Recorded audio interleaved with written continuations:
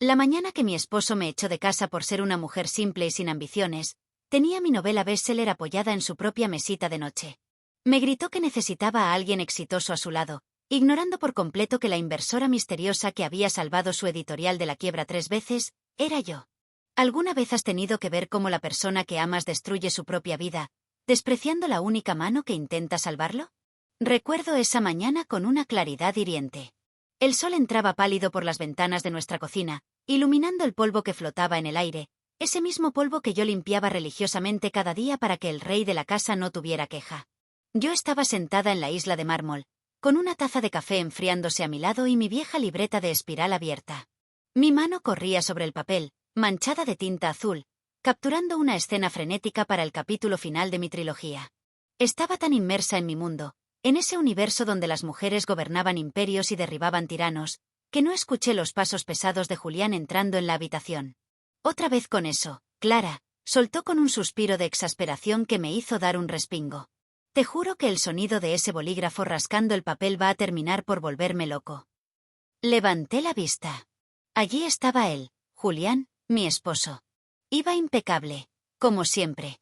Traje italiano azul marino, corbata de seda, el pelo peinado con esa precisión milimétrica que le daba un aire de éxito intimidante. Pero yo conocía la verdad detrás de la fachada. Sabía que el traje estaba pagado con una tarjeta de crédito al límite y que la sonrisa de tiburón que ensayaba en el espejo escondía el pánico de un hombre que no sabía cómo pagar la nómina de sus empleados la próxima semana. Solo estoy escribiendo un poco antes de ir al mercado, Julián, murmuré, cerrando la libreta discretamente. Me relaja. Él se sirvió café sin mirarme, con movimientos bruscos. Relajarte. Claro. Porque tu vida es tan estresante, ¿verdad? Mientras yo estoy ahí fuera peleando con leones, tratando de mantener a flote la editorial, tú estás aquí garabateando. ¿Qué soy? ¿Poemas tristes? ¿La lista de la compra interminable? A veces envidio tu simplicidad. Clara. Debe ser maravilloso no tener ambiciones reales. Sus palabras eran dardos pequeños, pero precisos. Llevaban años clavándose en el mismo sitio. Me mordí el interior de la mejilla para no responder. Para no gritarle que esa simplicidad acababa de generar $500,000 en regalías en el mercado asiático la semana pasada. Julián cogió su maletín y luego se detuvo frente a la mesa del recibidor, donde descansaba un libro de tapa dura con letras doradas en relieve. Era La sombra del trono, la última novela de E.S. Morden. Mi novela. Él la acarició con una reverencia casi religiosa, con una delicadeza que hacía años no usaba conmigo. ¿Ves esto, Clara?, dijo, levantando el libro como si fuera un trofeo sagrado. Esto es talento. Esto es ambición. E.S. Morden, quien quiera que sea, es un genio absoluto. Escribe sobre mujeres que devoran el mundo, mujeres complejas, estrategas, feroces. Se giró hacia mí, y la comparación en sus ojos fue brutal. Ojalá se te pegara algo de esto por ósmosis. Necesito esa clase de energía a mi lado, no a una esposa que se conforma con ser decorativa. Me quedé helada en el taburete. El hombre que amaba estaba enamorado de mi mente, pero despreciaba mi cuerpo y mi presencia. Estaba obsesionado con mis palabras, siempre y cuando no salieran de mi boca. Quizás Morden es más común de lo que crees, Julián, le dije, en un intento desesperado de conectar, de darle una pista, un hilo del que tirar. A veces la gente tiene mundos interiores que no muestra a simple vista.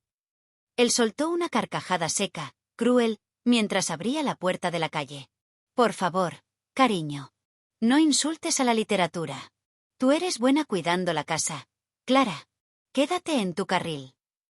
La puerta se cerró con un golpe seco. Me quedé sola en el silencio de la cocina, mirando mi libreta cerrada y el libro de E.S. Morden sobre la mesa. Dos versiones de mí misma. Una que él adoraba y otra que él estaba a punto de destruir. Lo que Julián no sabía mientras caminaba hacia su coche de lujo, era que su desprecio estaba a punto de costarle mucho más que un matrimonio. Estaba a punto de perder a su autor estrella, a su inversor secreto y a la única persona que realmente le cubría las espaldas. Pero esa mañana, mientras las lágrimas de rabia emborronaban mi visión, supe que el final había comenzado. La editorial de Julián era un barco de lujo con el casco lleno de agujeros, y él era el capitán que seguía ordenando caviar mientras el agua nos llegaba al cuello. Él tenía visión, como le gustaba decir a gritos en sus llamadas telefónicas, pero carecía de algo fundamental, sentido de la realidad. Se gastaba el presupuesto operativo en cenas de negocios de $300 el cubierto y en reformar su despacho con muebles de diseño para proyectar éxito, convencido de que la imagen atraería al dinero. Pero el dinero no llegaba por arte de magia. O al menos, eso es lo que él creía. Esa tarde, mientras él estaba en la oficina jugando a ser el magnate, yo estaba en el baño de casa, sentada sobre la tapa del inodoro con la puerta cerrada y el pestillo echado. Mis manos temblaban mientras sostenía el teléfono. En la pantalla brillaba el saldo de mi cuenta secreta, alimentada por las regalías de E.S. Morden, una cifra de 6 ceros que Julián mataría por tener. En la otra pestaña, tenía el acceso ilegal que había conseguido a las cuentas de la editorial. Estaban en rojo carmesí. Faltaban 24 horas para que el banco ejecutara el crédito y embargara todo el equipo informático. Suspiré, sintiendo un peso en el pecho que no era amor, sino una lealtad estúpida y ciega. Abrí la aplicación de mi sociedad instrumental, Artemisa Holdings, una empresa fantasma que yo había creado con mi abogado precisamente para esto. Concepto: inyección de capital riesgo, ronda C. Tecleé la cifra: $50.000. Pulsé enviar. La pantalla mostró el tic verde de confirmación. Me quedé mirando el teléfono, sintiéndome la mujer más idiota del mundo. Le estaba comprando su sueño con mi talento, financiando su ego con mis palabras, esperando que algún día, cuando tuviera éxito y dejara de tener miedo, pudiera relajarse y volver a ser el hombre del que me enamoré. 3 horas después, la puerta de casa se abrió de golpe. Julián entró como un huracán, con las mejillas sonrojadas y una botella de champán francés bajo el brazo. Clara, trae las copas de cristal bueno. Ahora mismo. Salí al pasillo, fingiendo sorpresa, limpiándome las manos en el delantal. ¿Qué pasa, Julián? ¿Buenas noticias? Él descorchó la botella con un estallido festivo, dejando que la espuma cayera sobre la alfombra persa sin importarle. Lo he vuelto a hacer. Soy imparable, Clara, imparable, gritó, llenando 2 copas hasta el borde. Justo cuando los del banco pensaban que me tenían acorralado, ¡bum! Una transferencia. $50.000. Artemisa Holdings ha vuelto a confiar en mí. Me tendió una copa, con los ojos brillando de pura vanidad. Me han dicho mis contactos que es un fondo de inversión muy exclusivo. Seguramente han visto mi portafolio, mi trayectoria, han olido el potencial. Saben que soy un caballo ganador. Tomé la copa, sintiendo el cristal frío contra mis dedos calientes. Me estaba mirando a mí, pero no me veía. Estaba brindando con su salvadora, creyendo que era su sirvienta. Felicidades, Julián, dije, y mi voz sonó más amarga de lo que pretendía.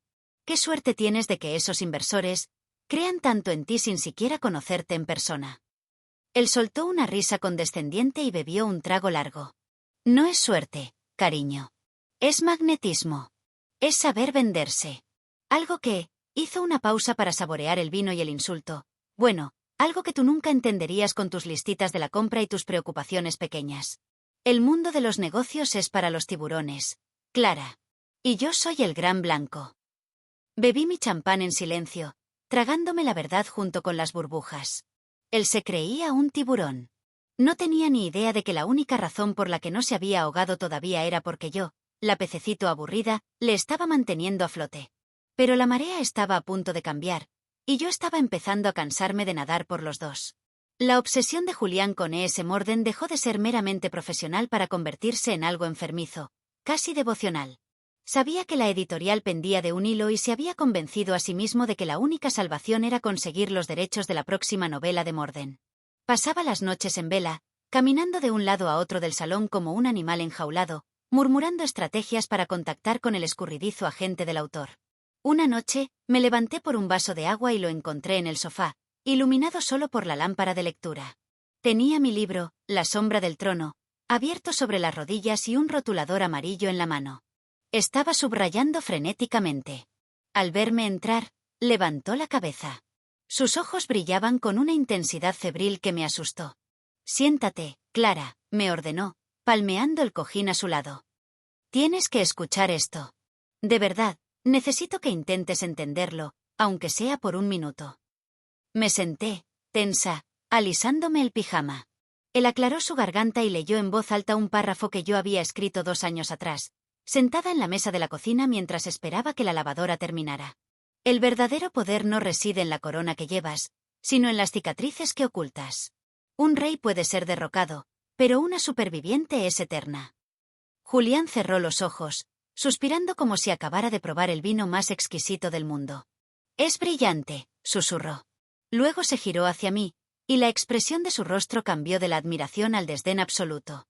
Me miró como quien mira una pared blanca, aburrida, plana, sin nada que ofrecer. «Dios, Clara, a veces te miro y siento que estoy viviendo con una desconocida. O peor, con una cáscara vacía», dijo, y cada palabra fue un golpe físico en mi estómago. «Lees estas palabras y ni siquiera te inmutas. Ojalá tuvieras un 1% de la profundidad, del fuego que tiene esta escritora. Morden entiende la lucha, el dolor, la estrategia. Tú te ahogas y se te acaba el detergente». Sentí las lágrimas picando detrás de mis ojos, pero no eran de tristeza, eran de una frustración volcánica. Estaba citando mi propia alma para humillarme.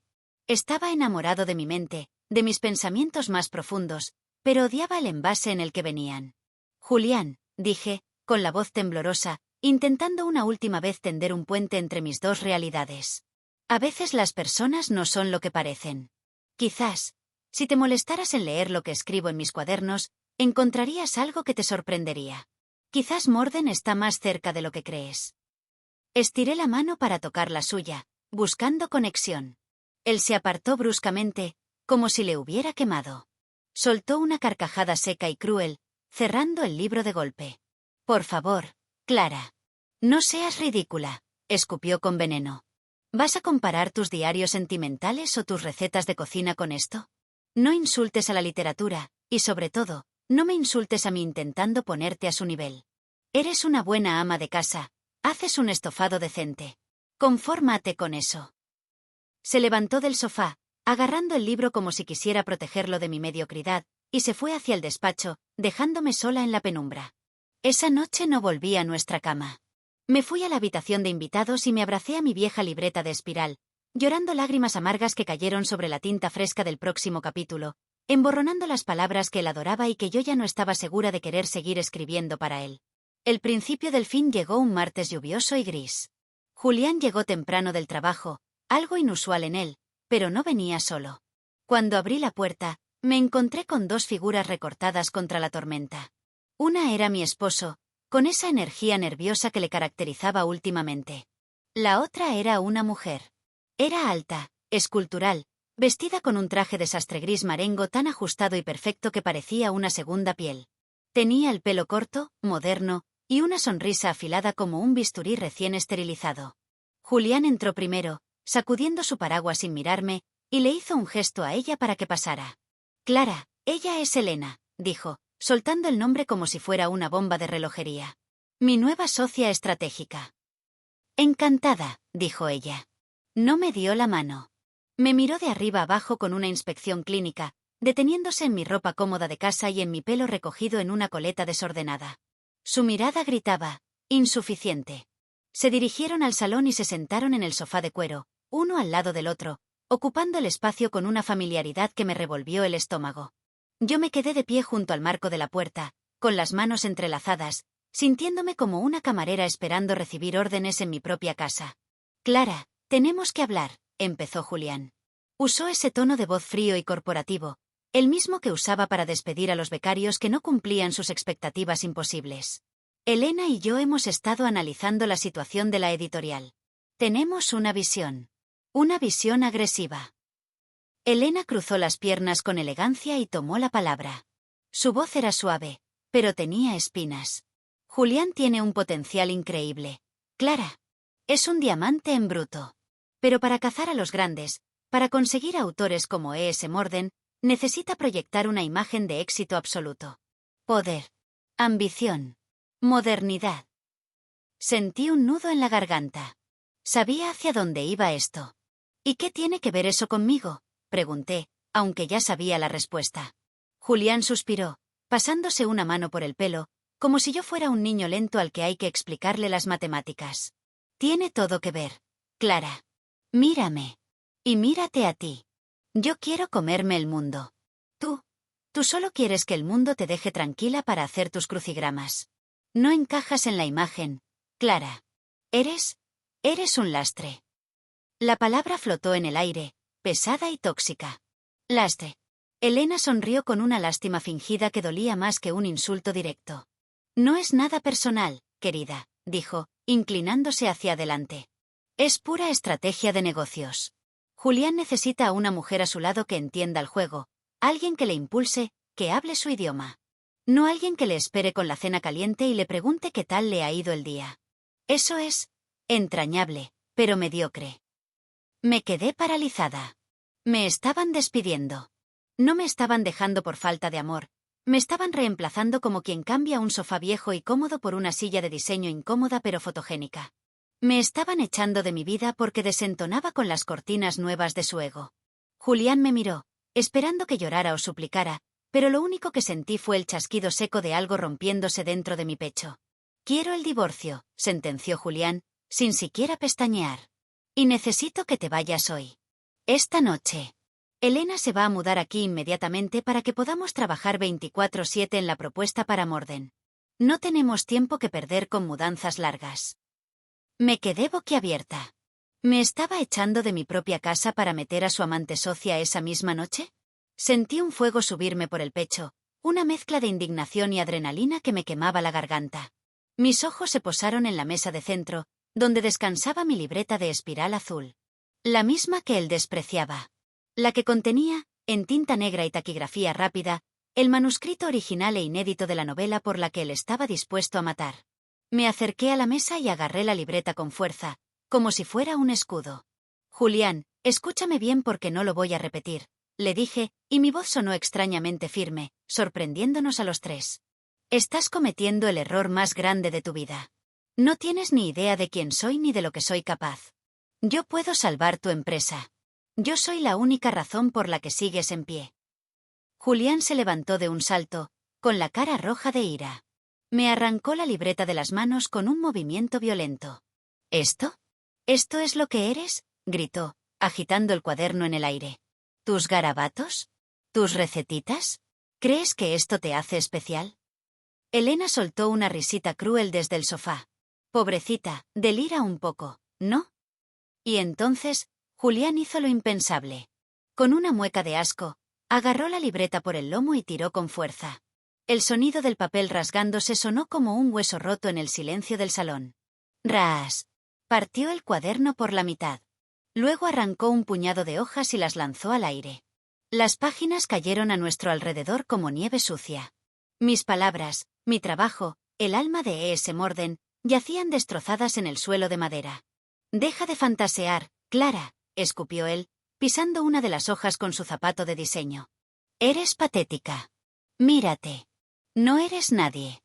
Recoge tus trapos, tus papelitos inútiles y lárgate de mi vista. No vuelvas hasta que hayas firmado los papeles». Me quedé mirando los trozos de papel en el suelo. En uno de ellos, bajo la suela de su zapato, se leía el título provisional de la obra, La caída del rey. La ironía era tan brutal que el dolor desapareció de golpe. En ese preciso instante, viendo cómo destruía lo único que podía salvarlo, el amor que sentía por él se evaporó. No quedó ni rastro. Solo quedó una claridad fría y absoluta. Él acababa de destruir su futuro, y yo acababa de recuperar mi libertad. No grité. No lloré. No les di el espectáculo de mujer histérica que estaban esperando para validar su crueldad. En lugar de eso, me arrodillé lentamente en la alfombra. Con una calma que debió parecerles extraña, casi robótica, empecé a recoger cada pedazo de papel del suelo. Mis manos tocaban las frases rotas, los diálogos partidos por la mitad, y sentí que no estaba recogiendo basura, sino recuperando mi dignidad pedazo a pedazo. Julián resopló, impaciente, y se giró hacia la barra del bar para servirle una copa de vino a Elena. Ya estaban celebrando. Ya habían pasado página mientras yo seguía en la habitación, de rodillas a sus pies. Metí los restos de mi libreta en el bolso, me levanté y me alisé la ropa. Caminé hacia la puerta, pero antes de salir, me detuve. No podía irme sin decirlo. «Te vas a arrepentir de esto, Julián», dije en voz baja. No fue una amenaza, sonó como una profecía. Él ni siquiera se giró. Estaba demasiado ocupado chocando su copa con la de ella. «Cierra al salir y deja las llaves en la entrada, Clara. No hagas drama». Dejé mi juego de llaves sobre la consola del recibidor. El tintineo del metal contra la madera sonó definitivo. Abrí la puerta y salí a la lluvia. El agua fría me empapó al instante, mezclándose con las pocas lágrimas que me quedaban, pero por primera vez en años, no sentí frío. Sentí alivio. Me subí a mi coche modesto, un utilitario gris que Julián detestaba, y arranqué. Conduje sin rumbo durante 20 minutos hasta que me detuve en el aparcamiento de un hotel céntrico. Apagué el motor y me quedé en silencio, escuchando el ritmo de los limpiaparabrisas. Clac, clac, clac. Era el sonido del tiempo acabándose para Julián. Saqué mi teléfono del bolso. La pantalla iluminó mi cara en la oscuridad del coche. Busqué el contacto de mi abogado, Roberto, el único hombre que sabía la verdad sobre mi dinero. Marqué el número. ¿Clara? ¿Pasa algo? Es tarde, contestó él, preocupado. Hazlo, Roberto, dije. Mi voz sonó firme, sin rastro de la esposa sumisa que había sido hasta hace una hora. ¿Hacer el qué? ¿A qué te refieres? Respiré hondo, sintiendo como el poder volvía a mis venas. Artemisa Holdings. Quiero que congeles todas las cuentas ahora mismo. Cancela las transferencias programadas. Revoca los avales. Cierra el grifo. Que no salga ni un solo centavo más hacia la editorial. Hubo un silencio al otro lado de la línea. Roberto sabía lo que eso significaba. Clara, si haces eso, la empresa de Julián no aguantará ni una semana. Se va a estrellar. Será una carnicería financiera.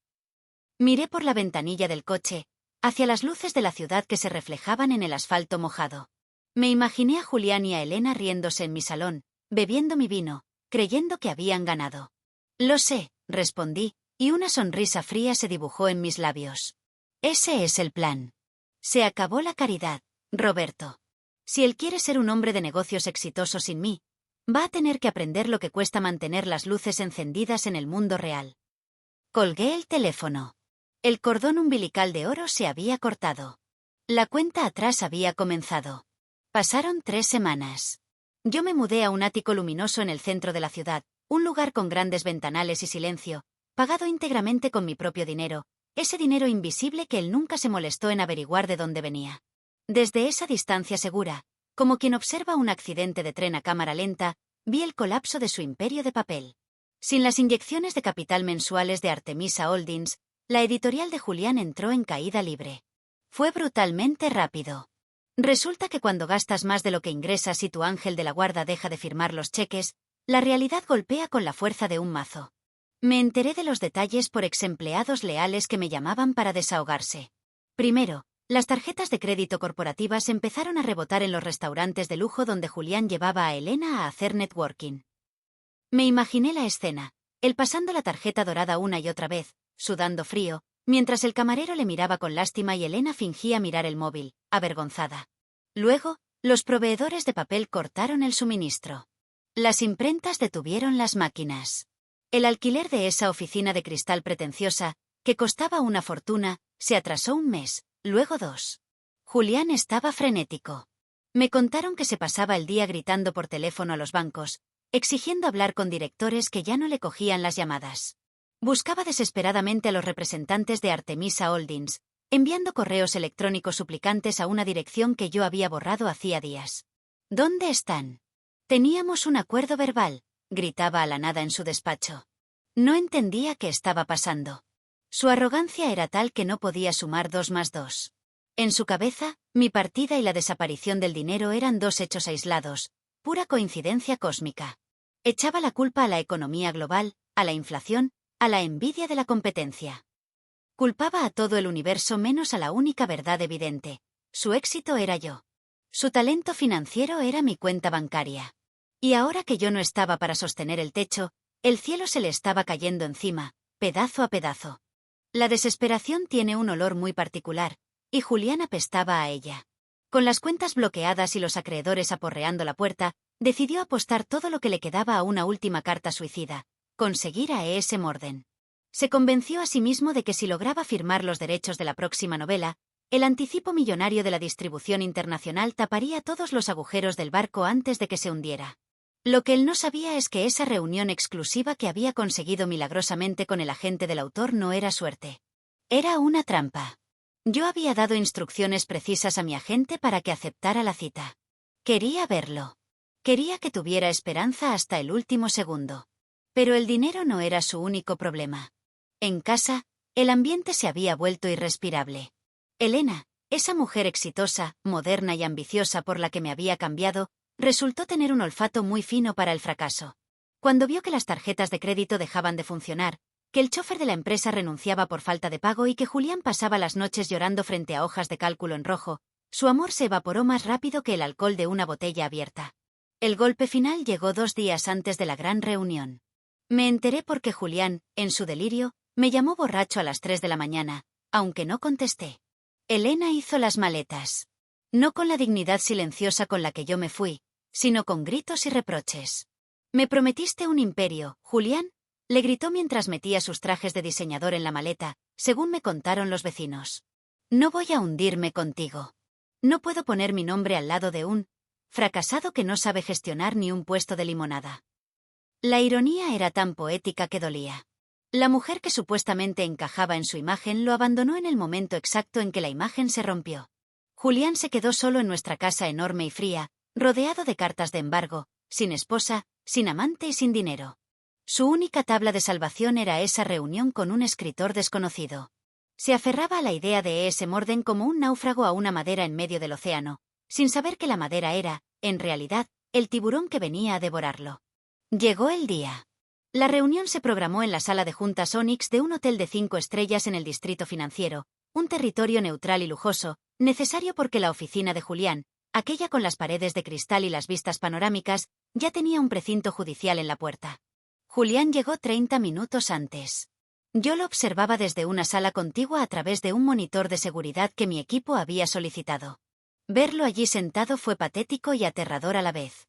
Llevaba su mejor traje, un 3 piezas azul noche que yo le había regalado por nuestro 5º aniversario, pero le quedaba holgado, como si hubiera encogido dentro de su propia ropa.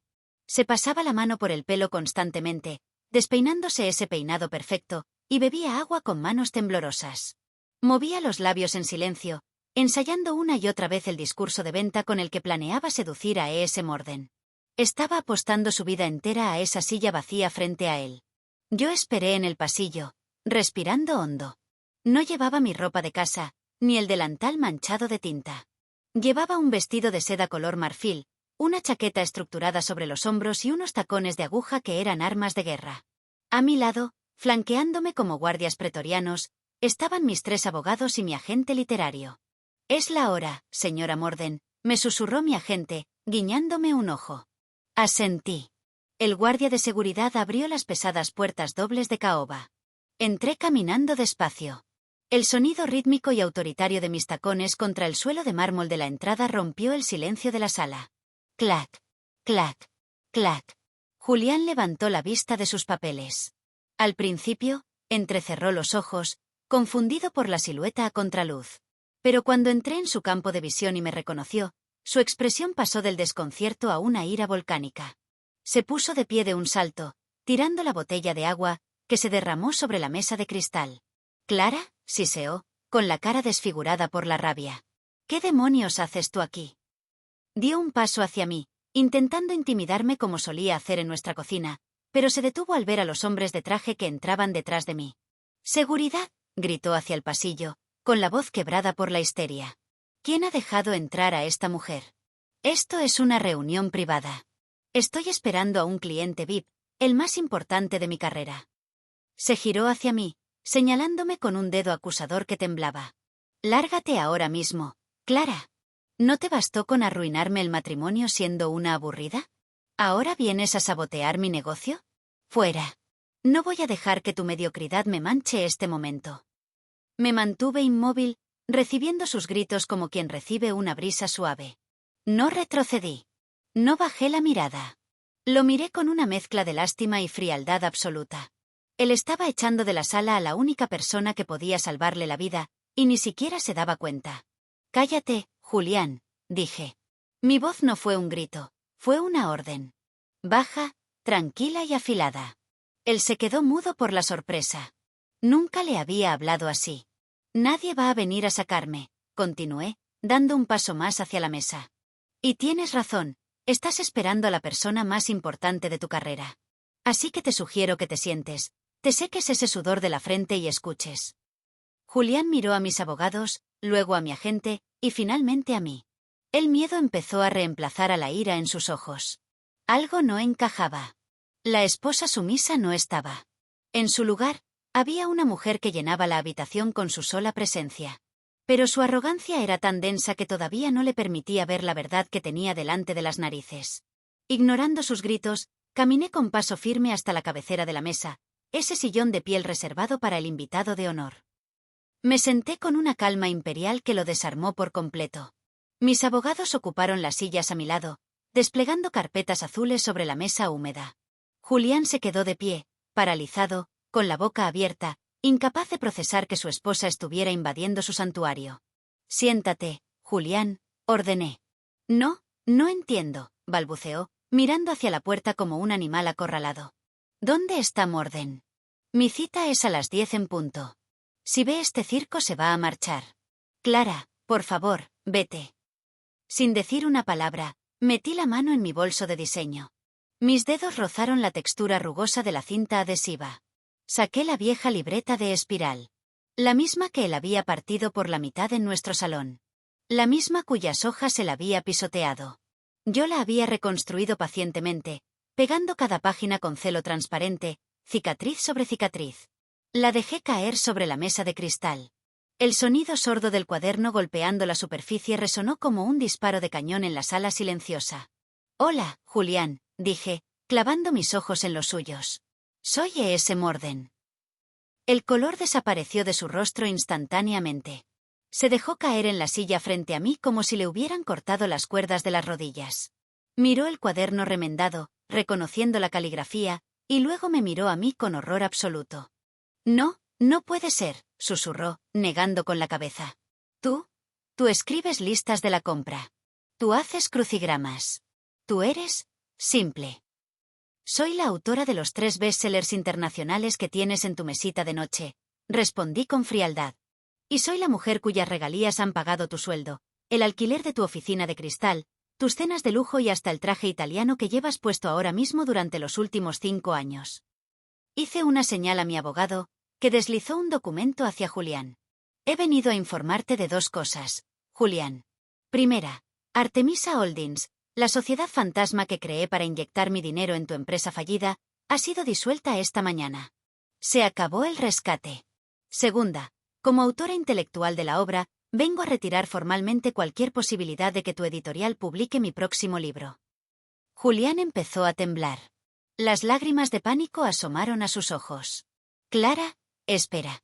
No puedes hacer esto. Si te llevas a Morden, estoy muerto. La editorial quiebra mañana. Lo pierdo todo.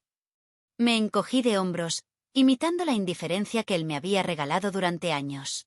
Mis personajes son mujeres fuertes, inteligentes y estrategas, Julián. Y ellas nunca, jamás, firmarían un contrato con un hombre que tuvo el talento durmiendo en su propia cama y decidió tirarlo a la basura porque no venía en el envoltorio que él quería. Me levanté. Recogí mi libreta rota, mi obra maestra, y me di la vuelta para irme. «Clara, por favor», gritó él, lanzándose hacia la mesa, desesperado. «Podemos hablar. Podemos arreglarlo. Eres mi esposa. Hacemos un gran equipo. Te necesito». Me detuve en el marco de las puertas dobles. Me giré una última vez para mirarlo. Estaba sudado, despeinado, arruinado y solo. «Te equivocas, Julián. No hacemos equipo», le dije, devolviéndole sus propias palabras envenenadas. «Como tú me dijiste ese día, necesito a alguien exitoso a mi lado. Alguien con visión. ¿Y tú? Tú ya no encajas en mi imagen». Salí al pasillo y las puertas se cerraron detrás de mí con un golpe definitivo, ahogando los gritos de un hombre que acababa de descubrir, demasiado tarde, que el verdadero éxito no es lo que aparentas, sino a quien tienes al lado.